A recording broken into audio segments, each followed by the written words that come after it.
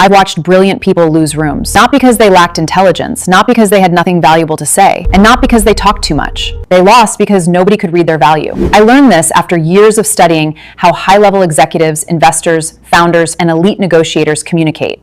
And the most interesting part, the world doesn't reward what you know. It rewards what people can understand, trust, and remember about what you know. You can be the smartest person at the table and still get ignored. You can have the better idea and still lose the deal. You can have the experience, the credentials, even the results, and still hear, "We'll get back to you." But today I want to show you something most communication advice gets completely wrong. Because smart communication isn't about talking less. It's about making your value impossible to misunderstand. And once this clicks, you won't just communicate differently. You'll be understood differently. I've spent years studying finance, business, luxury brands, negotiations, and the personalities who consistently get people to listen when they speak. And one thing became painfully obvious to me. Communication is not a soft skill, it is leverage. Think about the difference between two people with identical intelligence. One explains everything, the other explains exactly what matters.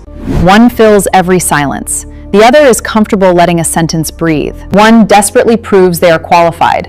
The other makes their competence obvious without announcing it.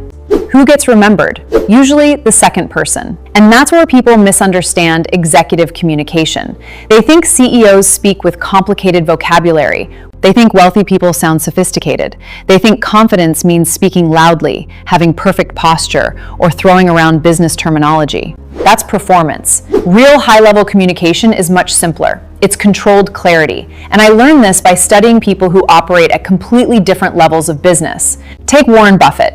You don't need to imitate Buffett's personality, but study how he communicates complex financial ideas. He repeatedly brings complicated subjects down to something ordinary people can understand. That's not simplicity because he lacks intelligence.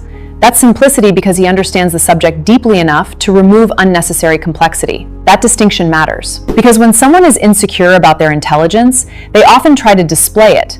When someone is secure about their intelligence, they try to transfer it. That's your first communication upgrade. Stop trying to sound smart. Start trying to be understood. And now comes the question most people ignore.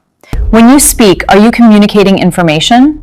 Or are you trying to prove something about yourself? Because those are two completely different conversations. Let's start with communications law number 1. That might sound harmless, but it can quietly destroy your position before you've even said what you came to say. I've watched people enter a conversation, immediately start explaining why they're qualified. I've been doing this for 5 years. I have experience with, I worked with, I know a lot about.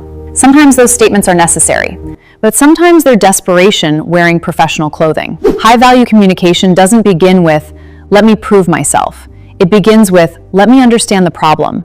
Look at the most powerful communicators in the world. They aren't constantly dumping information onto the audience. They know exactly what to say, and, more importantly, what to leave unsaid, and made people understand why it mattered. That's the lesson. People rarely remember 10 facts. They remember one idea that changed how they see something.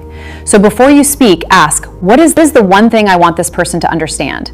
If you don't know the answer, your audience definitely won't. The second law of communication, learn the power of the pause. Here's something I've noticed while studying executives and elite negotiators. They don't treat silence like an emergency. Most people do. Someone asks a difficult question, 3 seconds pass, and suddenly they start talking. They explain, they justify, they add details, then more details, and eventually the original answer gets buried under their anxiety. I've made this mistake myself, and the lesson was simple. Silence doesn't make you look stupid, panic does. A pause can communicate thoughtfulness, it can communicate confidence. It can even communicate that you're taking the question seriously. You don't need to answer every question at maximum speed. Sometimes the smartest sentence begins after 2 seconds of silence. Try it. Someone asks you something difficult. Don't immediately defend yourself. Pause. Think. Then answer the actual question. Not the question you wish they had asked, the actual one. That's executive communication. The third law, stop over-explaining. Watch what happens next. A proposal. Silence. They hesitate. You fill the silence with an explanation. They hesitate again. So you explain even more. And that's the moment things start going wrong. Because the more you defend your value, the more you make them question it. Now you're not communicating value. You're negotiating against yourself. This happens constantly in business. Someone says, "That's expensive." And instead of calmly explaining the value, the seller immediately starts defending the price. Discount. excuse, long explanation, more justification. You've accidentally told the other person, I don't fully believe in my own price. Here's what I've learned. If your value requires a 20-minute defense, you probably haven't communicated the value clearly enough in the first 2 minutes. That doesn't mean you should become vague. It means you should become precise. Instead of giving someone 10 reasons, give them the 3 reasons that actually matter. Clarity creates authority. Now here's the 4th law, comes to the action. Ask better questions. This is one of the biggest differences between average networking and powerful networking. Average networking sounds like, what are you? How long have you been doing it? Where are you from? Fine, but forgettable. High-value communicators become curious about problems. What problem are you trying to solve right now? What changed your mind about that? What are you seeing in your industry that other people are missing? Now you've changed the conversation. You're no longer collecting facts. You're discovering how someone thinks. And people remember the person who made them think. That is an underrated form of influence. Before we talk about the final law, we must know the direction that lead us to the final law. And here comes the 5th law. I've studied personalities who can walk into a room and completely control attention. But here's what surprised me. The most credible people aren't always who sound absolutely certain. They're comfortable saying, I don't know, or I haven't seen enough evidence yet, or I could be wrong. That doesn't weaken authority. Sometimes it strengthens it. Because confidence isn't pretending you know everything. Confidence is knowing where your knowledge ends. I've seen insecure professionals turn every conversation into a courtroom. They need to win every disagreement. They interrupt, they defend, they correct tiny details, and eventually, people stop listening. Smart communicators don't need to win every sentence. They care about winning the outcome. That's a completely different mindset. Now I'm going to tell you the communications law number 6. Make them feel smarter after talking to you. This is where communication becomes psychological. Think about the people you genuinely enjoy talking to. You probably don't remember every sentence they said. You remember how you felt around them. Did they make you feel understood? Did they make you think differently? Did they make your ideas clearer? Did they make you feel respected? That's influence. And this is why I don't believe great communication is about dominating a room. It's about raising the quality of the room. A person with real social intelligence doesn't constantly compete for attention. They create attention. They ask the question nobody else to ask. They connect 2 ideas. They notice the person who hasn't spoken. They make complicated things simple. And suddenly, people want them in the room. And the part everyone skips. Another communication mistake I see constantly, especially in ambitious people. They think the goal of a conversation is to make the other person like them. So they agree too quickly.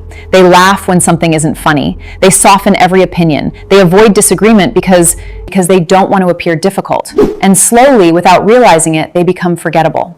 I've learned that people don't necessarily respect you because you agree with them. They respect you when they understand where you stand. Look at a strong executive communicator. You don't have to agree with their personality or their decisions to notice something about their communication. That doesn't mean you should become provocative for attention. It means you need a point of view. Because here's the uncomfortable question. If you constantly adjust your personality to make everyone comfortable, what exactly are people supposed to remember about you? Smart communication isn't about becoming universally liked. It's about becoming clear, credible, and distinct. And this is where communication starts turning into personal leverage. Because once people know what you think, what you understand, and what you stand for, they can finally decide whether they trust your judgment. And that brings us back to the mistake that quietly costs people the most. Not talking too much, not talking too little, something much deeper. People simply don't know how to read your value. Now let's return to the problem we started with. You don't fail because not talking less. You fail when people cannot decode your value. That's a completely different problem. Your communication should answer 3 questions. What do you understand? Why does it matter? Why should I trust your judgment? If your communication answers those 3 questions consistently, your personality starts working differently. You become easier to trust, easier to remember, easier to recommend. And in business, that matters. Because opportunities don't always go to the most talented person. They often go to the person whose value was clearest at the moment the decision was made. That's why communication is financial leverage. A better conversation can change a negotiation. A better question can uncover an opportunity. A better explanation can save a deal. A better introduction can change your network. And one well-communicated idea worth more than years of silently being good at something. So here's my challenge for you. For the next 7 days, Stop trying to sound impressive. Before every important conversation, what value am I actually trying to communicate? Then say less about yourself. Ask better questions. Pause before answering. Remove unnecessary explanations, and never confuse confidence with pretending to know everything. Because the goal isn't to walk into a room and make everyone think you're the smartest person there. The goal is much more powerful. Walk into the room and make your value impossible to misread. And once people can finally read your value, you won't need to chase every opportunity. Some of them will start looking for you.